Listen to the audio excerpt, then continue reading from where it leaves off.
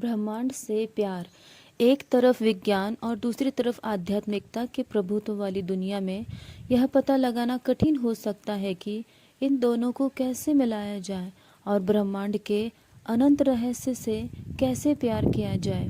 जब ब्रह्मांड से प्यार करना सीखने की बात आती है तो सबसे पहले आप अपने अंदर से शुरुआत करना चाहते हैं।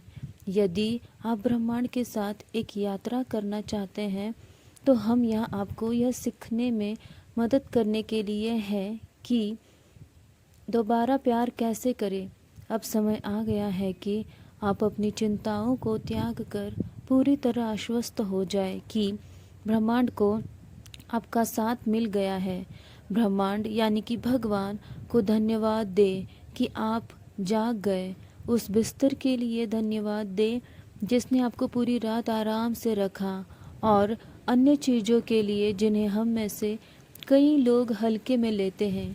परिवार, भोजन, कपड़े, नौकरी, रहने की जगह, दोस्त इत्यादि। ब्रह्मांड की इच्छा है कि हम अब खुश रहे। ब्रह्मांड को इस बात में कोई दिलचस्पी नहीं है कि हम अपनी खुशियों को भविष्य में प्राप्त होने की संभावना पर स्थगित करने के लिए क्या योजना बना रहे हैं। इसके अलावा यह किसी भी अवचेतन इच्छा के बारे में चिंतित नहीं है जिसे हमें प्यार करने के लिए अपनी मानसिक बाधाओं को बनाए रखना पड़ सकता है, चाहे ऐसा करने के लिए हमारे कारण कुछ भी हो।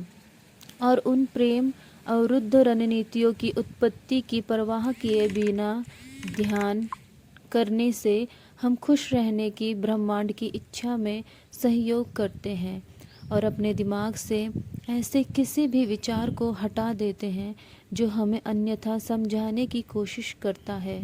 अपने मन से एक सरल अनुरोध के साथ ध्यान शुरू करें। प्रिय मन, में ध्यान में प्रवेश करने जा रहा हूँ। मेरी भलाई के बारे में चिंतित रहने और आप मेरी समस्याओं के विभिन्न समाधान कैसे खोजते हैं इसके लिए मैं आपको धन्यवाद देता हूँ। हालांकि अब मैं आपको कुछ समय की छुट्टी दे रहा हूँ क्योंकि मैं स्वयं के गहरे हिस्से से हमारी भलाई की जिम्मेदारी लेता हूँ। मैं चाहता हूँ कि आप जानें कि यह प्रक्रिया सुरक्षित है और इसके परिणाम स्वरूप आप और मैं मजबूत, अधिक सक्षम और अधिक लचीला बन जाएंगे। आपके विश्वास और धैर्य के लिए धन्यवाद। लोगों को प्यार भेजें सिर्फ इसलिए कि आप कर सकते हैं। जब आप किसी दूसरे व्यक्ति को प्यार भेजते हैं तो वह अपने आप आपके पास वापस आ जाता है। भले ही आप प्रेमपूर्ण तरीके से व्यवहार नहीं कर सकते, फिर भी आप हमेशा अपने विचारों से अपने प्रति विनम्र रहे। इसे आत्मकरुणा के रूप में जाना जाता है और याद रखें कि आप पहले ही कितनी दूर आ चुके हैं।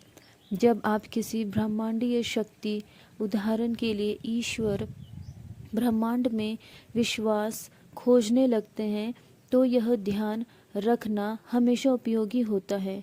जीवन की एक योजना होती है जो काम करती है। हम नहीं करते। अपनी स्वयं की योजनाओं को ब्रह्मांड को सौंप दें और जीवन आपके लिए क्या लाता है उसके आधार पर प्रेरित कदम उठाएं। आप अपना बहुत सारा समय और बहुत सारा हृदय दुख बचा लेंगे।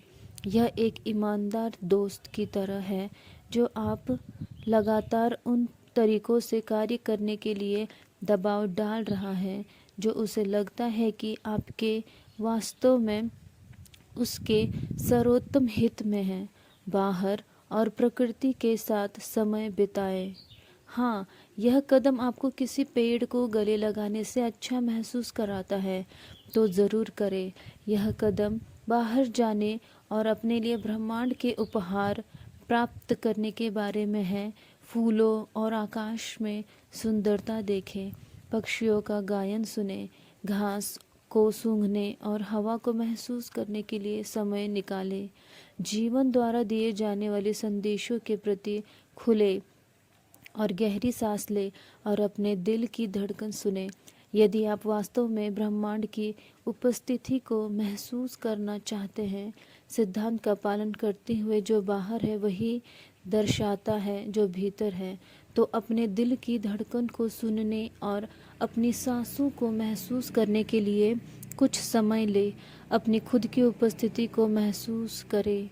उदाहरण के लिए आप अपने पसंदीदा गाने पर नृत्य प्रेम करने से अच्छा महसूस करते हैं तो ज़रूर करें। आप प्यार करने का निर्णय लेने के लिए स्वतंत्र हैं।